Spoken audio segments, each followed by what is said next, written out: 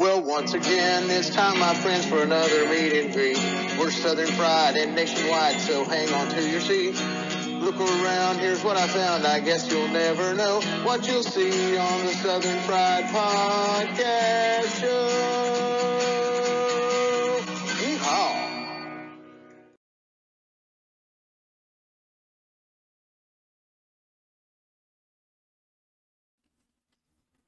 Hey folks, Dave in the AM here with the Southern Fried Podcast and the Cornbread Nation.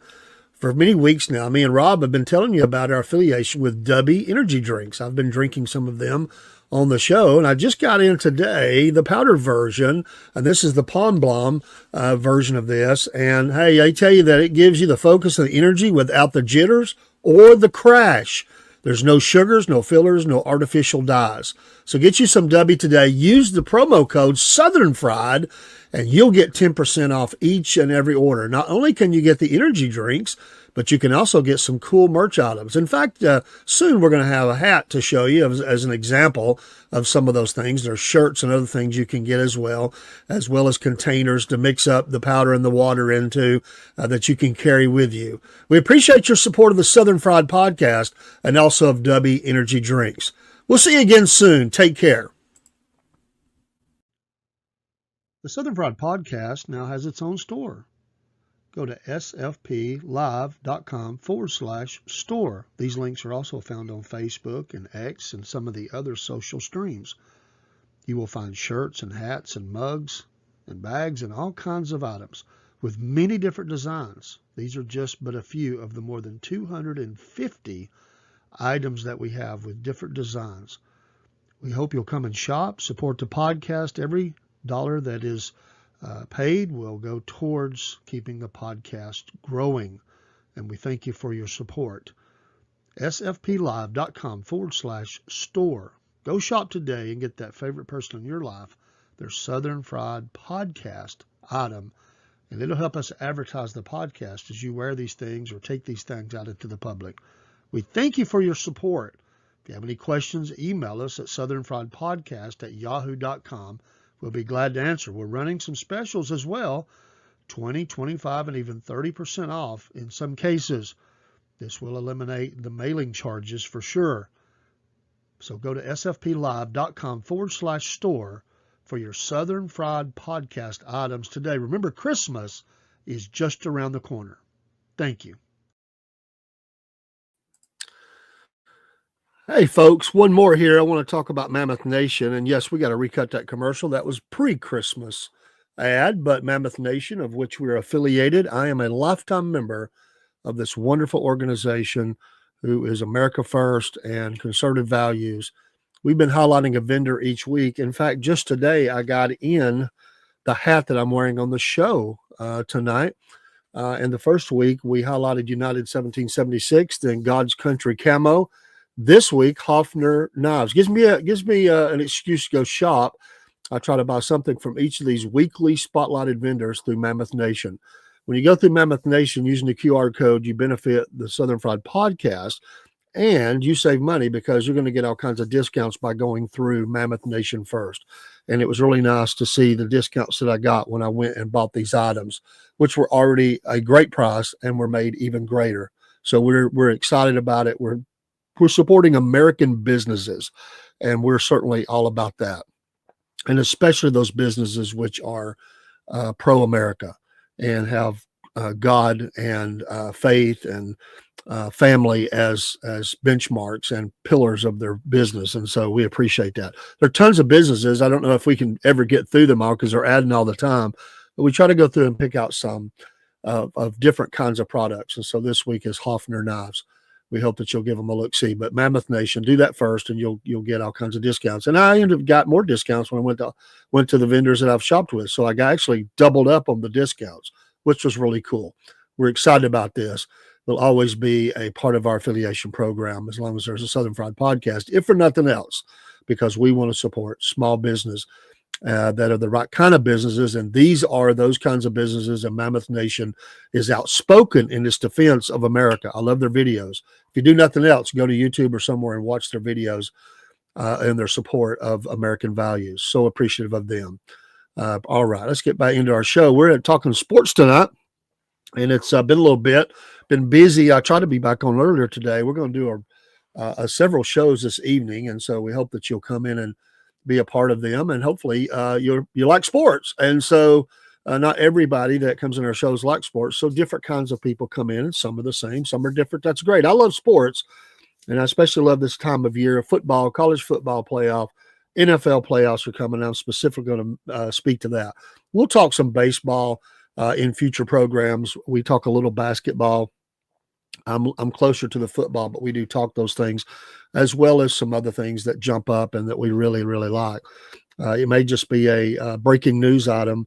In fact, there's one of those tonight. CeeDee Lamb for the Dallas Cowboys has been shut down for the season. He has a shoulder injury, which has necessitated them taking him out of action. So it's a big loss for Dallas. Of course, they've struggled.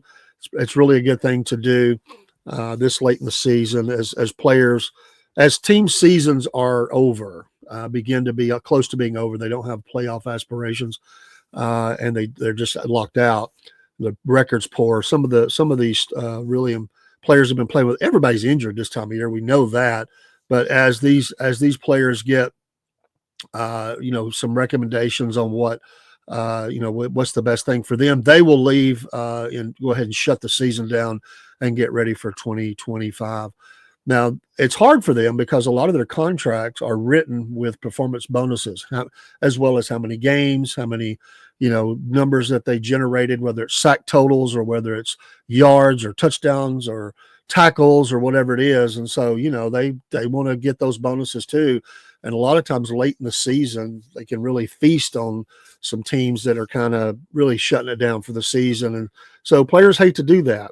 And it's the fact they like to play. I mean, it ain't just that, but they do like to play, and I get it. So, but in some cases, it's the best thing to do. Come back healthy in 2025, especially if you're going to have surgery. The quicker that you can do that, my mouth, the better it is.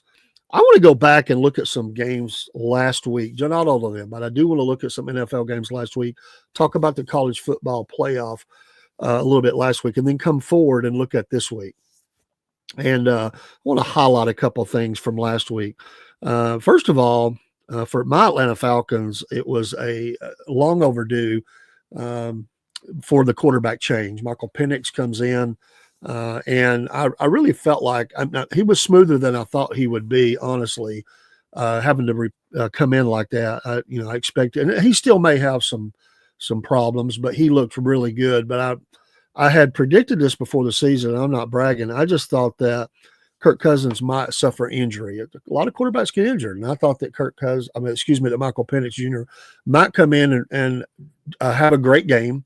And they like to ride the hot hand, and he definitely had that kind of game, and he's staying with it. But they probably should have done that 2 or 3 games ago. It's hard, and I know they paid Cousins a lot of money, but the name of the game is winning. And whoever gives you the best shot to win needs to be in the game. Yeah, you don't bench a guy for a game or two, but this had went on for 6 weeks or more that Kirk Cousins was throwing interceptions by the buckets, and unfortunately, Penix got credited with an interception, which was not truly an interception. It went right into the breadbasket of Kyle Pitts, and he turned before he really secured the ball, got hit, the ball popped out, was caught, and so he was given that. So he didn't throw a touchdown early on in that game, or maybe in the game. It was all running touchdowns, but the running game looked good. Bijan Robinson and Algier, and the defense really stood up. Now I know this is a poor Giants team, and they're setting records that they have not seen, some of them since way back. I mean, 60s, 50s, 40s, back in there.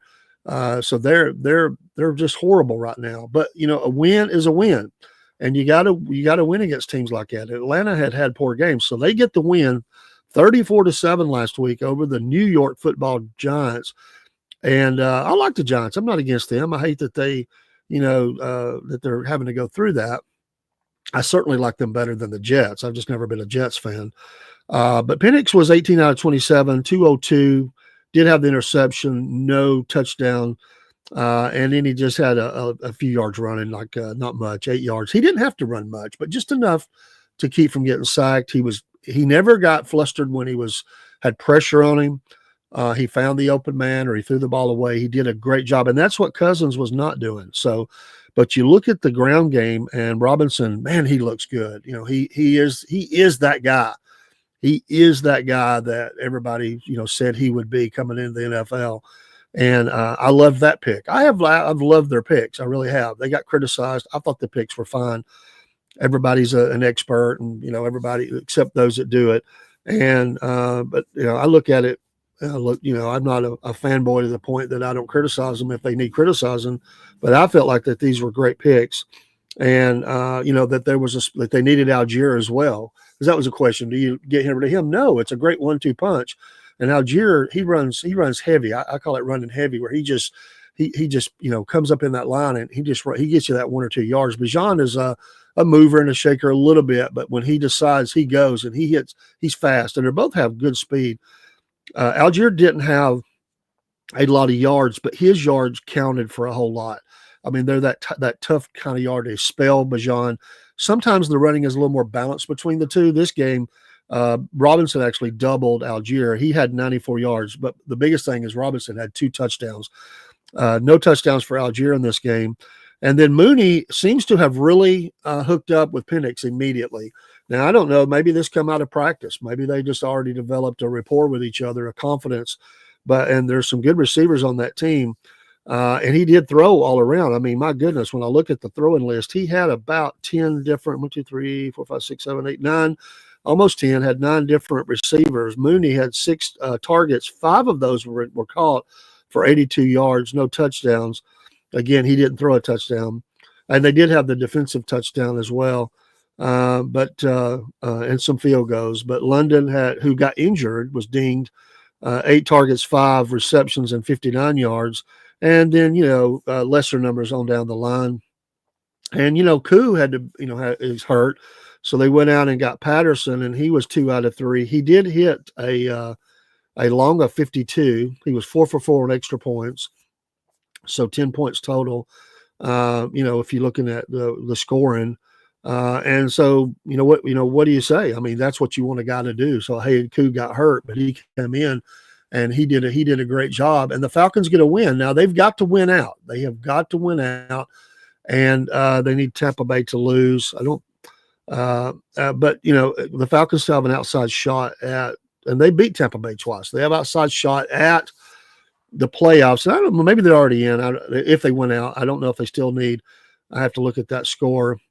But what a great job. Also, the Chiefs got it done again, 27-19 over the Texans. I'm going to come back to the Texans. I do like the Texans. I've been saying this in every show that we've did. I like them. I like what they're doing. They've assembled a lot of talent. I think at this point, though, even though they're very young, I think they're playing a little bit below what they should be. And CJ Stroud has put that on his shoulders. There's been some games he hasn't had the best game. I thought they would play a little bit stronger this year, but they are playing good, but maybe not to the level I thought they would. But it might be one of those that look to next year, because they really have put everything into place. A lot of young players. Of course, they went out and got the all-world receiver from Buffalo and Diggs, and they look good, but they did come up. A lot of teams do lose to the Chiefs. And, the Chiefs got it done. There was that scary injury in the game, when Mahomes come up limping, lame a little bit, but he'll be fine.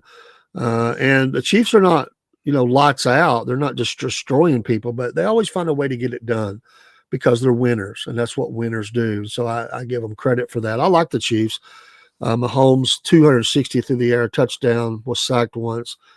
28 out of 41. How about Kareem Hunt coming back? That's a great story. I hate what he did.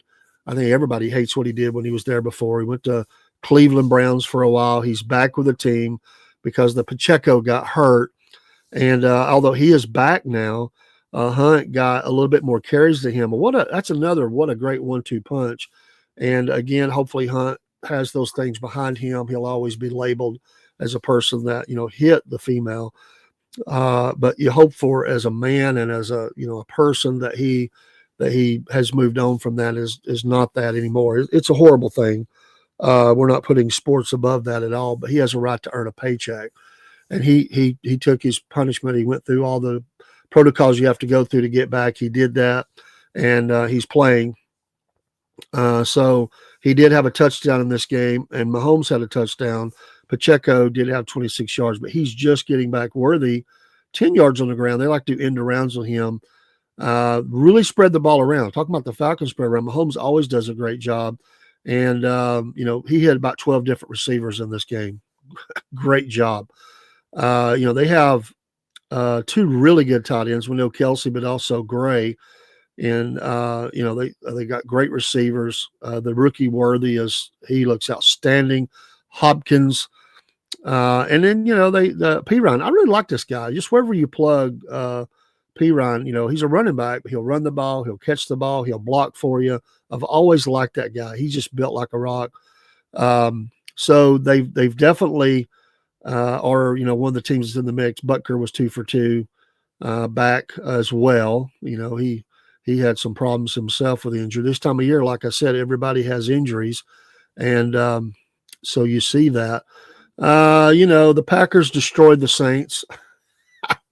I mean, the Saints, they felt like they were sort of putting things back together, but they didn't truly put anything back together. And so, they they're just not the Saints of old. We'll say that. Looking rough, but that was a beat down that the Packers did. The Packers look great. They're a team in the mix. Jordan Love, they definitely could win this thing. I don't think they will. That's not my pick. But I think the Packers have that balance and just look great. Speaking of the Cowboys, they did eke out a win. The Buccaneers, that helped the Falcons. That's right. So they lost to them. So now the Falcons just have to win out. They own 2 games over the Buccaneers. Cowboys, squeak by. Jerry's not happy with things he's seeing up there. And, he's saying all the right things, the winning culture, proud of McCarthy. He's trying to, I just feel like he's about running the string there on that one. I think he's frustrated and he can't be happy with this, even though they won out, they did win, but it's not been, and Mahomes Mayfield had a great game, over 300 yards, 2 touchdowns, did have the interception, but was sacked 4 times in this game. But the injury at quarterback, Rush comes in, 292, not a bad game, TD, and he was minus on the sacks. That put him minus rushing yards. They've been struggling at running back. Here's the run totals at running back for this game. Dowdle, 23. Turbin, 11. Ezekiel Elliott, 1. Rush, -4. That's been their problem all year. They cannot run the ball. Lamb had a great game. 7 receptions out of 8 targets, 105 yards receiving, no touchdowns. And then about 7 different receivers beyond that chipped in with varying amounts. Close game. Buccaneers could have easily won that game, but it came down and they lost. A great game that I watched, I thought it was a great game, it was closer than I thought it was going to be, was the Patriots versus the Bills, and I thought the Patriots was going to win that game. I really thought that the Patriots had their number in this game. And I really like Drake May. I really like him. I like his moxie. I'm not a Patriots fan at all, but just looking at it as a sports fan, I like what the Patriots are doing. You kind of, they moved on from their coach, and of course all the stars are gone. But they're putting together a team and they're playing tough. And to play the Bills, who are definitely a team that has a high probability of getting to the Super Bowl and could win the Super Bowl. That was a great showing. Got to give the Patriots a lot of credit. And but the Bills continue to win. And how about the former Georgia running back James Cook? I said coming out of college, this kid was, of course, his brother, Dalvin Cook's played for years. He's still on the, I think, the bench or the practice squad for somebody. His career's winding up. Was a great running back in the NFL. I think James Cook could do more because James Cook has this ability out of the backfield to receive the ball in a way. He catches the ball better than a lot of receivers. He had an amazing talent at Georgia, and I thought that was the difference maker, that he's not the biggest back, but he's got speed and he has good moves. His problem is he fumbled a little bit. Right? Got him in the doghouse. In fact, I think his first carry in the NFL, he fumbled. And but he's rebounded. He's having a great season, and I love this kid. Not just because he played at Georgia, although that doesn't hurt. I just like the kid. I think he's a great young man. Plays with a lot of. He always plays hard. He plays within himself, meaning he's not out showboating or anything like that. He's professional. Allen didn't have a great passing game. He was 16 out of 29, 154, interception, touchdown, was sacked once. But Cook more than made up for his slippage. He was 11 attempts, 100 yards even, averaged 9.1 yards per carry with a touchdown, long of 46. That was a great run. But also he was 3 out of 3 on the receiving. I mean, my goodness. Georgia loved to have that back. I mean, they can't keep people catching the ball for 26 yards and also a touchdown. He looks great. He looks like he's the kind of guy that can make a difference in a playoff game. And they also have some, great talent. I mean, I love their talent. I like Knox, the tight end. I like Shakir. They've got a lot of pieces. Kincaid, another tight end. They're another team that can throw a lot of tight ends at you. Hollins is also there. They spread the ball around. And Allen, usually he's running the ball real well. He did have 30 yards in this game, but no touchdowns. That's actually a little low for him.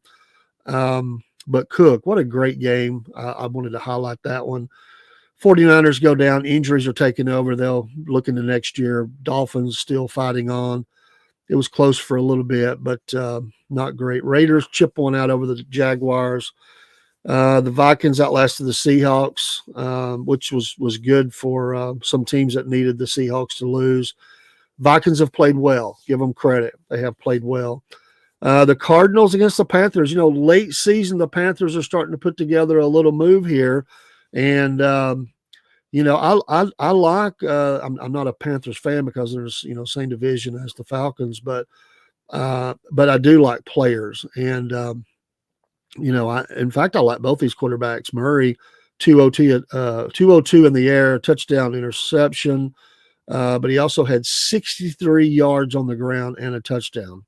Great showing by him. But I do like Bryce Young. He didn't have a lot of passing yards, but he didn't throw any interceptions, and that was a problem a little bit earlier. They've got to get some talent around him. But this is a great showing. They beat a good team. He only had 158 yards passing, but he had 2 touchdowns. And what about the Chuba Hubbard? I remember having this guy in fantasy, and he would have a good game, and he wouldn't do nothing for 3 or 4 weeks, and he'd come back and have a good game. Well, this was a great game. This is up there. 25 carries, 152 yards, and 2 touchdowns, average 6.1 on the ground. Great job. And with Young chipping in his 68, that puts him over 200 right there. And they had a couple others that chipped in. And the receivers, fair, but again, he only threw for 158, so didn't see that much in the air.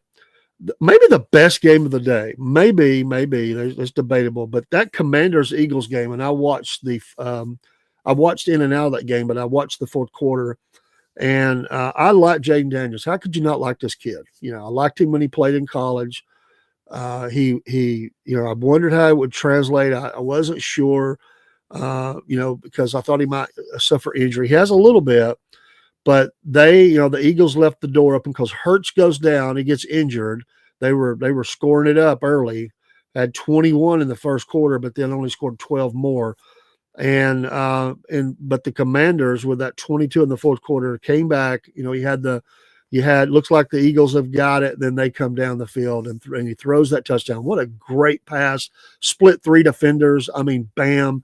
The Eagles didn't get it done. I mean, honestly, they didn't get it done. They're another team that's a playoff favorite, and just they did. I guess you chalk it up to Hurts getting hurt, no pun intended. But they should have really won this game even with him going down. They had that game, but it was Barkley. I like who wouldn't like Barkley? He's a great running back, and he did have. He had 150 on the ground like Chuba, really close, 2 touchdowns, very similar games, and so it was a game that the Eagles should have won. Honestly, that's what I think. And so we'll see, but I like Jaden Daniels. I'm not a Commanders fan. Of course, I Come on, it's hard for me to say that. I'm Washington Redskins is what I think of, and I don't think anybody take that as a disrespect, and it become a big brouhaha about nothing to me. But again, that's just the world we live in, and so Commanders, and I don't know that anybody loves that name. The Colts 1-1 AR had a decent game. Titans, man, they have struggled all year long. The Lions get back on the winning ways, 34-17 over the Bears. The early thought that the Bears were going to be a playoff team, well, that's been over for some time. Nothing against the kid, their young quarterback, nothing against him, but the Bears go down again. I really said at the beginning of the season, I didn't think they had enough weapons around him, even though they brought in some. They lost some as well. Jared Goff is just lighting it up. 336, 3 touchdowns. Man, he's lighting it up. And then Gibbs, I like that kid from Dalton, Georgia. Jamar Gibbs, 23 rushes, 109 yards, a touchdown. Just love that kid. He works hard every day. Another 45 through the air. And Jason Williams lit it up. Man, only on 5 receptions, 143 yards and a touchdown. Talk about an air raid. I mean, he was destroying the secondary for them. They passed the ball around to about 6 to 8 different people, and they looked good. But unfortunately, the Bears did not, and they're just going to have to look into next year. Williams had a great game, 334 yards, 2 touchdowns, no picks, 2 sacks, 26 out of 40, averaged 12.8 through the air. And they didn't have much at the running game.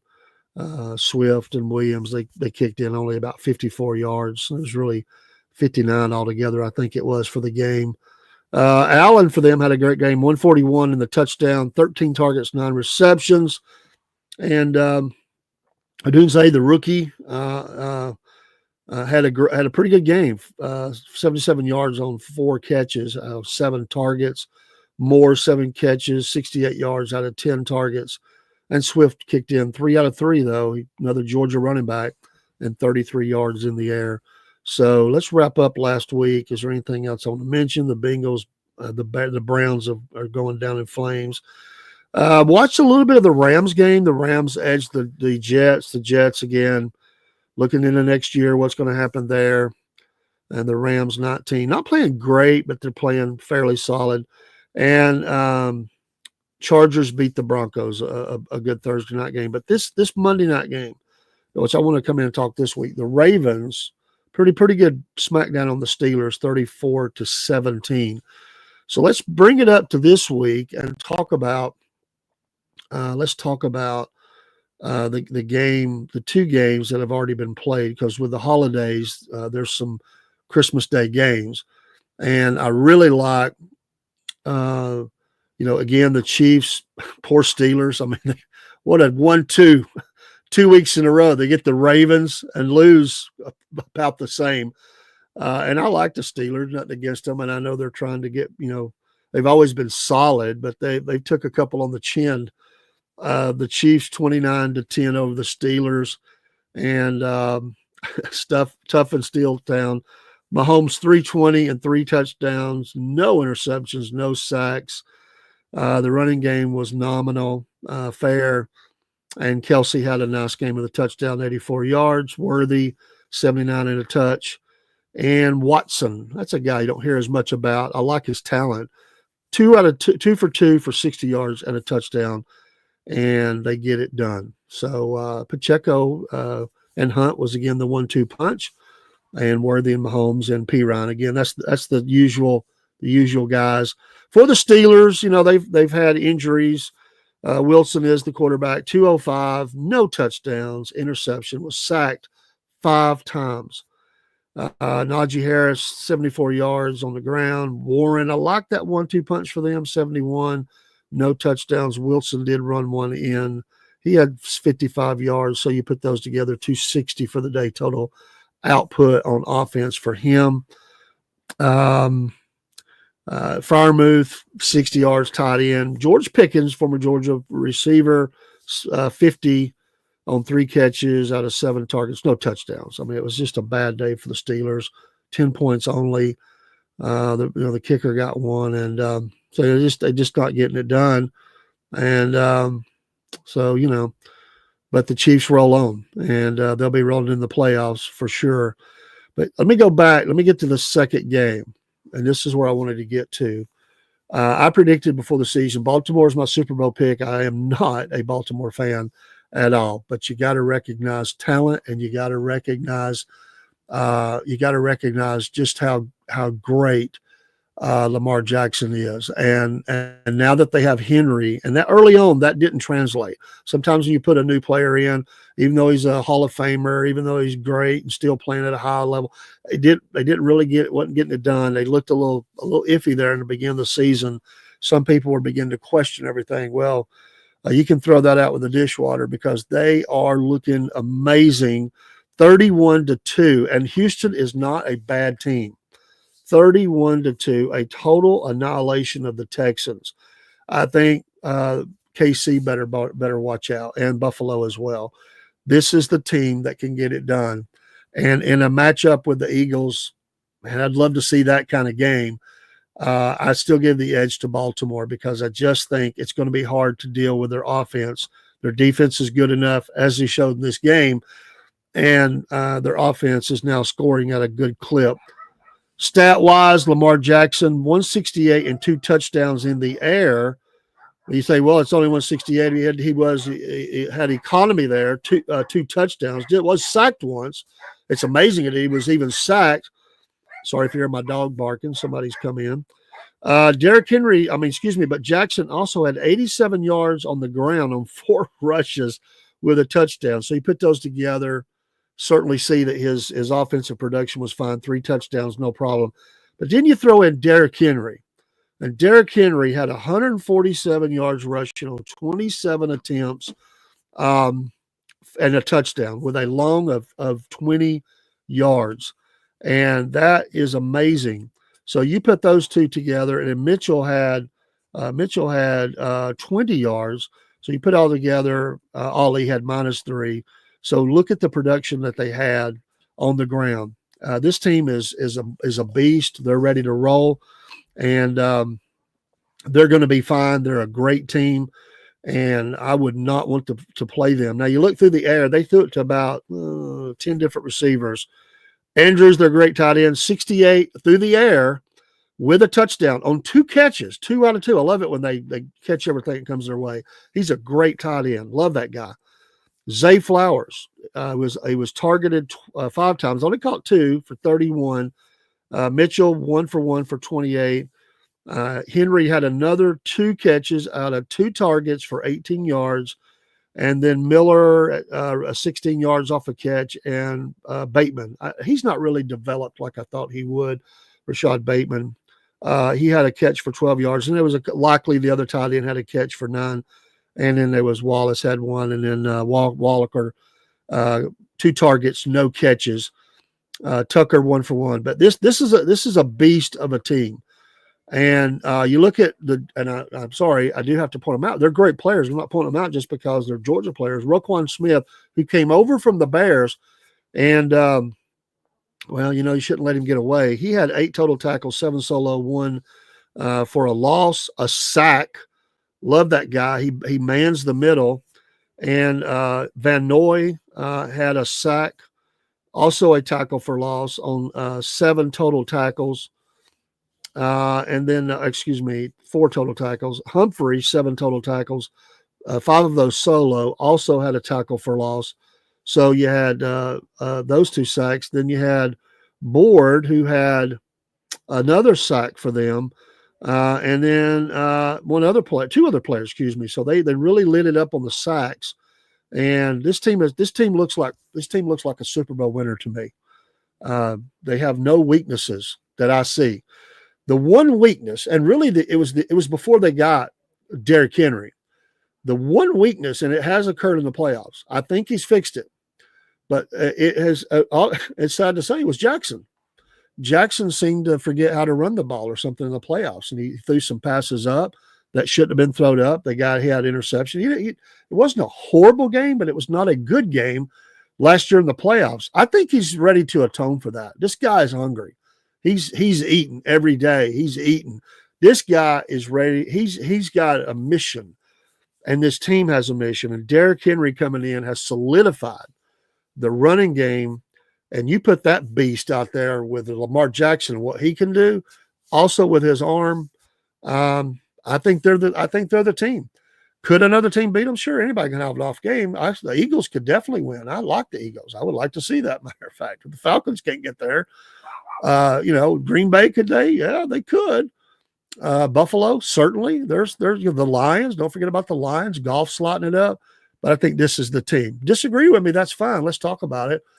Drop something in the chat who you think it's going to be. We're getting down here to the very end of the season. And so here we are in this week. Let's look at the matchups that's occurring for this week. The Falcons have the Commanders. They need to win out. And they get the Commanders. What in the world? I mean, this is the game. If they could win this game, it's a big if. That's your Sunday night game. I do SFP News Sunday night at 9 p.m. This game will be on in the background. Without a doubt, this game will be on in the background. But the Falcons have got to get it done. They've got the Commanders picked by giving up 4. So they see them winning this game. This is your NBC game of the week, and it is at Washington. So we'll see. The Penix, the 2 rookies. I love this matchup. I guarantee you they're glad they picked this game for Sunday Night Football. I got to say, just as an aside here, I actually have become a bigger fan of Sunday Night Football than Monday Night Football. Not that I don't like Monday Night Football. It's classic. It's a legend. And I watch it, even though we're on the air, I'll keep it on in the background. I love my football. But I love, and I watch, usually we're off the air. I can watch like the third, part of the third, most of the fourth quarter, and that's what I do. But I love the Sunday night game. It's great. I go to church, I come home, you got a little time, you eat a little something, and then usually there's really good matchups.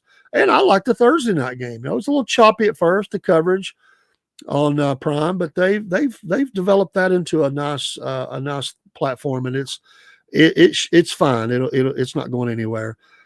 So the Falcons, what does he do in game 2? Do the Commanders have a little bit of emotional letdown after that big win over the Eagles? I don't think they will, but teams can sometimes come in and play a little flat after something like that. It's not a given, but it does happen a lot. And then, again, I said the Texans got annihilated by Baltimore. Enough said there. Seahawks against the Bears. Certainly see the Seahawks winning this game. They're picked by 5 on the spread. This game is tonight, and it is your Prime Amazon Prime game.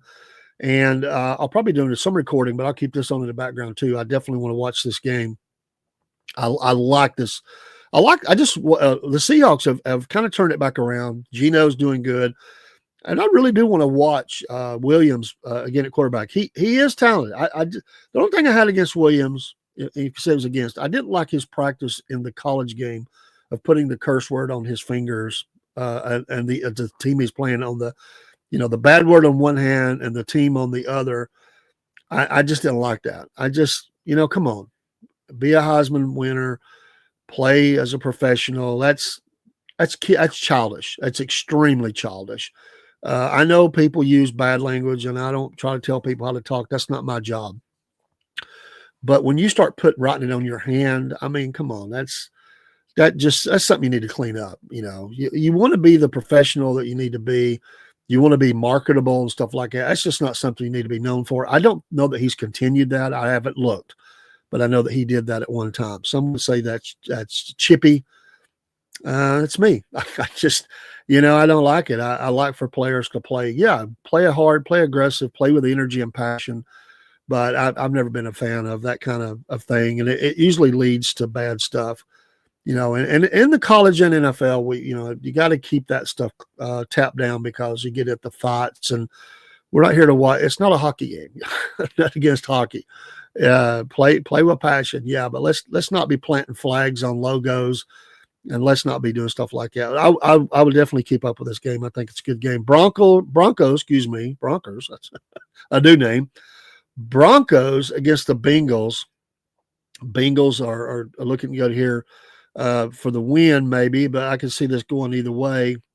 Bo Nix, we'll see.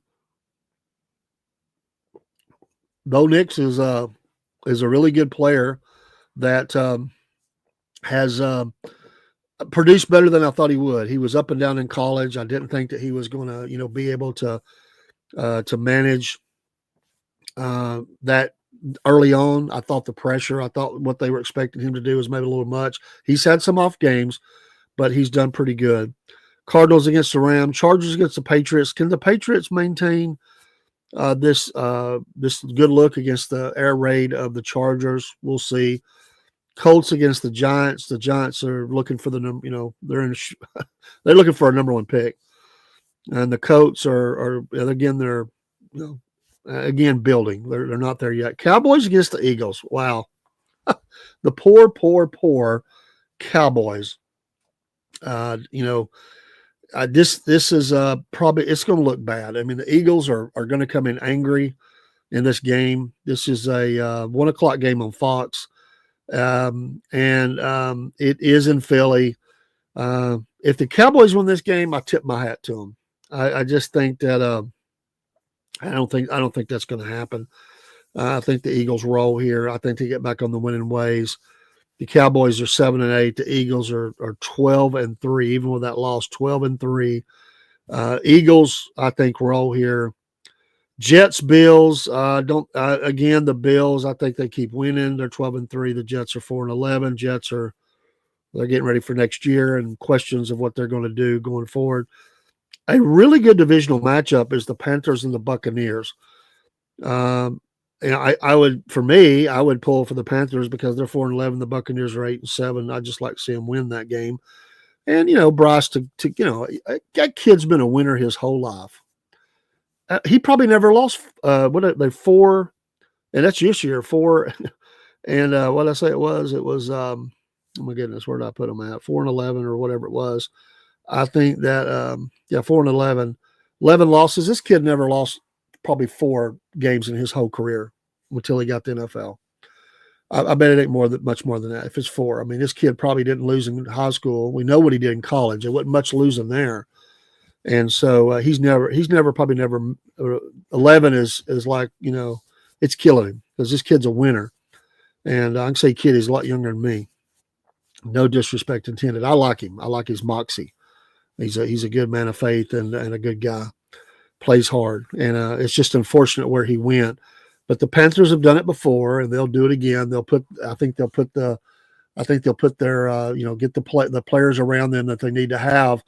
Again, I don't like it because Atlanta's in that division, but the Panthers are a really they've done it before. I mean, look, my goodness, at one time they had a defense that raked up there with anybody, and they came really close, but never got it. The Titans, man, how the mighty have fallen. Again, 3-12. Jaguars. These are 2 teams that thought going in that they were going to be a lot better than they were. Of course, everybody says that, but the Jaguars were certainly thought of as a playoff team going in. It has melted down for them. The Titans were looking for improvement, not seen it. The Dolphins 7-8, even with that win against the lowly Browns 3-12. I'm not putting down the Browns. Horrible injury to Nick Chubb. He's made it back. He's looking better. He did have a fumble though in that game, and he's working hard to get back. I hope they can get better. I don't want to see him playing in that kind of 3-12, but we'll see. Maybe 3 of the 4 best matchups of the day is we've mentioned a couple already. There's 2 more. The Packers against the Vikings. Again, that's I love those matchups late in the season. Packers and Vikings. The Packers 11-4, Vikings 13-2. This is a really a pick'em game. The spread has 1 on this anyway. Other sources may have more, but this is a toss-up game. This game could go either way, and I really like. I think I would probably lean towards the Vikings in this game at home. Not that I always pick the home team, I don't, but I think in a pick 'em, I would think the Vikings will play well at home, just as I would if the Packers were playing in Lambeau. I would pick the Packers in that matchup. But I think there's the Jefferson is the deal breaker. I mean, nobody can cover this guy, and so in a close game, give me the Vikings and that. Then your Monday night football game of the week, the Detroit Lions, 13-2, had rolled week after week after week and had suffered that loss, then came back against the 49ers, who now are officially out of the playoffs. All that talent, injuries, other things. You just have to think that this is Detroit's going to put on a show. It is in San Francisco, and they're not used to getting pushed around out there. But I think, and this game is not, I won't think be a blowout, but I think that the Lions have the ability to lean on you. They play very physical. And I just think with the injuries that the 49ers have had, I just see the Lions winning this game. That's your Monday night football game on ABC, ESPN, 8:15 or so. And we'll see what happens there. I love the NFL. Just want to take a quick look at the college games, and just going to go back and mention a couple things. Tennessee did not look good at Ohio State, and everybody in the world knows that now. This obviously didn't air when it happened, but watch that game. Tennessee finally stabilized a little bit. I mean, they were taking on water. The ship was going down. They stabilized, but it was too late. Ohio State just continued to air raid. I don't think Tennessee ever really matched up well on defense. They're a very talented team. I got to admit, I was a little shocked. I said that Tennessee could win this game. And given that they played several times, adjustments made, maybe. I think Ohio State had a great game plan. I think they recognized that they were where their weaknesses was, and they put the clamps down on what makes Tennessee tick. If you're going to beat Tennessee, if you're going to beat them, stop the run. Everybody knows that. It stops the hurry up, receivers running over the place. They lead with the run to set up the pass, and they're all world. I mean, this guy's going to be a stud in the NFL. Their running back did not get it done, and it's not solely on him or anything like that. But this guy had record-setting year touchdown-wise, and he ran for a lot of yards. His stat line on rushing, 2 attempts, 6 yards, along of 3. Well, 2 for 3, 2 for 3 yards each. So that was the long. Lewis got the better of that, 77 yards eventually, and the quarterback ran for 47 and did get the 2 touchdowns running them in. Here is your offensive production through the air, 104. Bad, sacked 4 times, total beatdown. The score don't even reflect it as much, and that's a beatdown score. It was worse than that. Brew McCoy, 40 yards through the air, 4 receptions off 6 targets. And after that, Watt and Thornton had chipped in another, 51 yards. Then it was just 2, 5, 7, 8, 11, and no touchdowns through the air. It was the 2 running touchdowns were ran in by the quarterback. Just a total beatdown. However, when you flip over to the other team, Ohio State, the Buckeyes getting it done. Yeah, Neyland North, they made a big deal about that going in. Well, they're not going to be able to brag about that. Quarterback, 311 yards through the air, 2 touchdowns, did have the 1 interception, 24 out of 29. Very, very workmanlike, very solid. Long touchdown passes, they got behind him. Henderson, 80 yards on 10 catches. 2 touchdowns. He was just destroyed them. And then Howard had 37, no touchdowns. But then Judkins, the running back, 34 on the ground, and again the 2 touchdowns. And I said through the air, I meant on the ground. Henderson, and so you see that, but then the air raid, which I was going to get to. This is to the ground, 80, 37, 34, 4 touchdowns there. And then you chip in 2 more. Smith, 103 through the air. Another 81 and 54, no touchdowns by 2 of the other receivers, 39-18. They just destroyed them. I watched the whole game. I watched the pregame, watched some of the postgame. What a great game. Going into the playoffs, I really liked SMU, not to win, but I like the fact that SMU is really sort of back. I'm not saying they should have been there. I'm not saying that. I thought that they probably should not have been in that. I think they've got some tweaks to do to this playoff thing. But, with the death penalty that they received, decades ago, they've never really been a player since. Not really. And they were at one time, they were the man. They were running back university. All that Texas talent and everything. But a good season, a really good season, but they ran into a buzzsaw, which was Penn State. Penn State beats them 38-10. And then Notre Dame, Indiana, another great year, was 8th coming in, met Notre Dame 27. And, there was some other games. I mean, Clemson, they came up short against Texas. The score was closer than I thought that game was. I always thought Texas would win that game, and they did. So they make it. They don't win.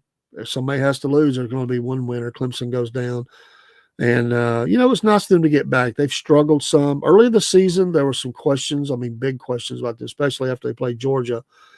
And you got to give them, some credit for doing what they did and getting there. So we're thankful that we see that. However, we move on.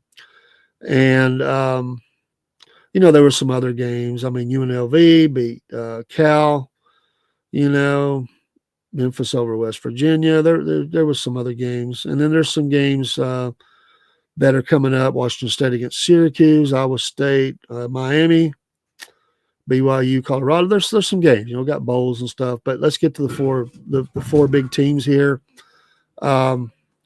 We see Notre Dame against Georgia. This is New Year's Day, 8:45 game on ESPN. This is going to be a heck of a matchup. They played twice in the last couple of years. Been very close games. Georgia edged them, beat them. They certainly want this matchup. So definitely a huge matchup for Georgia, and one that dog fans love. Nobody likes Notre Dame in the South unless you're a Notre Dame fan. There's no in between down here. Nobody in the SEC. I can tell you all my friends hate Tennessee unless they're a Tennessee fan, and they hate Notre Dame. There's no other team mentioned as much. There are other teams people don't like, but no team is probably mentioned more than Notre Dame as a team that they like to see lose, of all of my football friends. And they always have felt like that Notre Dame was given too high of rankings and stuff. I'm not, if you're a Notre Dame fan, I get it. And they don't like the fact, that they don't have they don't play in the conference and stuff. So in the football anyway. And so I guess you just say it's a fun team to hate, but they have the tradition and all that, and I've taken nothing away from that and what they've accomplished as they have played throughout the ages and had some really, really big games. This is a big game. It's hard to pick. I will say, and it's not because and there's some dynamics in this game that are really hard to measure on, but you just have to look at the body of work. Of course, Georgia, the change at quarterback, which may be the blessing for them. Nothing against Beck, but he was struggling mightily. You have the added ability of the backup to come in and run the ball. If their running backs are healthy, they ran really good in the last game. This would be a benefit. I think the difference is the defense. And Georgia, for the most part, has played really solid defense through the year. So is Notre Dame. It's close. That's a 2-point spread. The over-under is 44. That's probably fair. And I think this game will be close. There are a couple of variables like Georgia. I get it. He's a weapon, and yeah, he can still punt the ball, but they lost their punter to injury, so that is and just needed this time to get healthy. Needed this time to get healthy. I will go Georgia with a close game over Notre Dame. That is not a put down of Notre Dame, and that is not my Georgia colored glasses on. This game is a top matchup either way. So we'll see as they go forward. But I do like that. I do like that game a lot, and we'll see as we go forward for that. But that's the game I really wanted to highlight for that. And we'll just see on the other games as they come into view. But that's a heck of a matchup. Now the Texas-Arizona State. Texas is going to destroy here. I'm not even going to spend much time on it. This nothing against Arizona State. I just don't see them beating Texas, and I just think that this is a team that, they made it, put it in your recruiting binder, and make commercials out of it and online things, and be proud of what you did. If you upset them, tip of the hat to you as well. I don't see it happening. I think that Texas rolls, and I, as much as I hate to say it, I know there's the other games, but I just you got Penn State and another one, Boise State. Now Penn State's going to win, but there's a very real possibility Georgia and Texas again, it's out there. But Penn State's going to roll over Boise State. Nothing against Boise State. Sorry. You're not going to win this game. So that's Tuesday, 7:30, the Texas game. Wednesday, the 1st, again, 1:00 game early in the day. Does that have an effect? Those early games sometimes can make a difference on teams.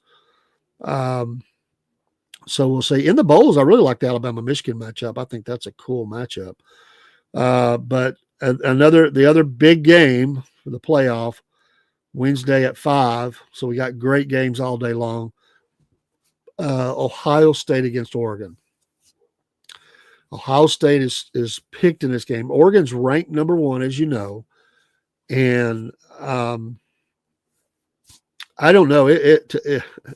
Based on what Ohio State did, although they did have a bad game before that, based on what Ohio State did, the last game, you could say, yeah, I think that Ohio State wins, but not because I don't think Oregon's going to move the ball in Ohio State. I think they will. But I think late in the game, I just think the physicality of, and a little Dan Lanning fan. I mean, he already come from the Dogs. They could win this game. But I think that this game is going to be Ohio State's game. And so we'll see. It's in the Rose Bowl in Pasadena. That's a killer matchup, just a killer matchup. This is what you wanted. This is you wanted great matchups. We've got past the filler, except for Boise State, Arizona State. We're getting down there, and I think in the end it'll get done. Would Alabama gave a better matchup? Yes, without a doubt. But they lost the 3, so they have to blame themselves. But all things being said, Alabama would have played much better, I think, than these teams that have played. But you know what? They got their shot. They've always said, give us a shot. They got it. They didn't make it happen. If they win, I'll tip the hat to them and say I was wrong. But I see those as winning. And then, there's some other games, other bowl games that's kicking off. Nothing great stands up to me. I do like the Miami-Ohio State game. I think that's a pretty good matchup. But we'll see. We'll see. So anyway, that's your NFL and college. I hope, and we'll do one, or not hope, we will go live with some sports on the 1st. Definitely want to do that. So be looking for that. Could there be one before that day? Could be, but maybe the Sunday games, I might come in Monday live for the Sunday NFL, or maybe even Sunday afternoon. I may do that. but definitely on the first. Definitely want to look at those games and come in and look. So, hey, thanks for being in here tonight. We've been chipping on here for about an hour, and appreciate it. Love sports. Love just talking sports, and I throw my ideas out. I'm a fan, and I don't try to bore you with. I like to give totals just because I like to give the players credit for what they accomplished. I don't like. This is not a sports show where we're not going to get deep into analytics and talk about every time that this team played this team in cold weather. I'm not doing that. That's boring to me. Let the money people do that, bet on games and stuff. If it's something that really stands out to me, then I would mention it. I do want to say, though, and I don't understand it, twice in the last 3 or 4 weeks, the sideline reporter for the networks that have covered the Tennessee game, and if I was Tennessee, they got to do a better job with this. Why is this being allowed? And the first time it was reported, it was said in a cold weather game that the receivers for Tennessee were cold and their heaters were down or something. They were trying to share heaters with the running backs and stuff.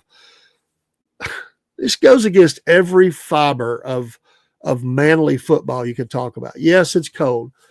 Don't talk about it. Why in the world would you give a sideline reporter that bit of news? Who said that? Like, if I'm the coach and they buzzed in my ear and said, hey, the receivers are complaining about being cold on the sidelines. Well, it's not repeatable what the coach probably would have went over there and said. I don't know if anything was said. But why would you let this get out pregame about your team or early in the game? It might have been early in the game. Why would you let that be said about your team? You don't go out there and look, we're cold. Come on, man up. I mean, seriously. So I thought it was okay. It was a one-off. Well, in this game against Ohio State, what did they have? The sideline reporter again coming up and talking about the cold and talking about how their quarterback, they had ordered, and this is ridiculous that they let this get out, that they had ordered hand warmers and stuff off of Amazon so he could keep his hands warm. Really? That's really what you let get out? Where's your information people, communications people? How in the world is a sideline reporter getting this? Who fed these people this information? Why would you let that get out? It made him seem like a weakling. It made him seem like he couldn't handle the cold, that he had to get his little hands warm and stuff. He's a great kid. I love the kid. But why would you let your player get done like that? Tennessee, you got to do better on that. Where's the leak at?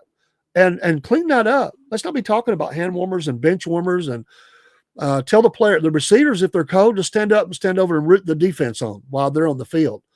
How about that? What if you're cold, move around, go root your team on. Get in huddles and talk about, blocking assignments or whatever. You're sitting over there and you're talking about being cold. I'd have enough of that. That would stop. And I don't blame the quarterback. I'm not saying they shouldn't have done it. What I'm saying is, who released that information? And why did you let your quarterback get looked like that on national television? And this was a lot of national television. When I heard it, I went, oh, they did it again. And I wondered if there's a little conspiracy here, not to be a conspiracy theorist until we find out it's true and you're not a conspiracy theorist. But is somebody got an axe to grind and they're looking for this kind of story against Tennessee? I've never seen any team. I mean, you always get that if a warm weather team goes to the cold, and they talk about it as a total unit. How do the players adapt if they're going to play in 12-degree weather when they're used to playing in 75 degrees, or snow or whatever? That's a given. You're going to talk about that. But when you single out a position group or you single out your quarterback, and the line that got me was that they said they ordered the hand warmers off of Amazon. Really? Like you're like, oh, we've got to go north. It's cold. Let's get some hand warmers. Come on. That's bad. That's bad. I'm not saying somebody should lose their job, but somebody should be taken in another room and saying, hey, look, what gives? What's the deal here, man? Why are you making us look bad? You can't go to the press. I mean, they get information, they go run with it. The sideline reporter, they're out there, they're listening in. Who's talking? Was it players? Was it coaches? Was it somebody that got to stand on the sideline? They do that. Some celebrity or something, or somebody knows somebody with money, or they're the great nephew of Peyton Manning or something. I don't know who told them this. I'm not saying Peyton Manning would let that get out, but I just thought it was a bad look that they made it look like this kid was going to have trouble playing in cold. His trouble was he didn't have anybody. He was running for his life. maybe the offensive line needed some hand warmers. maybe that opened up better holes. I just thought it was bad. I thought it was bad. And Tennessee fans, if you're listening, I'm with you. I thought it was a bad look. And you just go out and play the game. I mean, man up. We talk about those famous NFL films, the frozen tundra of Lambeau Field. I mean, are we going to start talking about, the horseshoe that way now? Is it the frozen tundra? I mean, come on. It wasn't 30 below. Give it up. I don't know where that came from. And then to go out and have that kind of showing, not good. Not good. All right. We going off. We'll see you next time. And we'll be on with other live shows in a bit. We'll take a break, come back. And next show is probably going to be Southern Talk. And we're going to highlight the state I'm in, the state of Georgia, and talk about things in the state as well as places to see and just the diversity of things in the state of Georgia. But if you want to throw something in the chat, if you come back in with us, we'll put her up and let it know when you're coming back in. You'll see the live announcement. Thank you for your support of the Southern Fried Podcast and the Cornbread Nation. That show debuts January 15th and the Southern Fried MAGA on January 20th. Yes, we'll go live that day on the swearing in. Take care. God bless. We'll see you soon.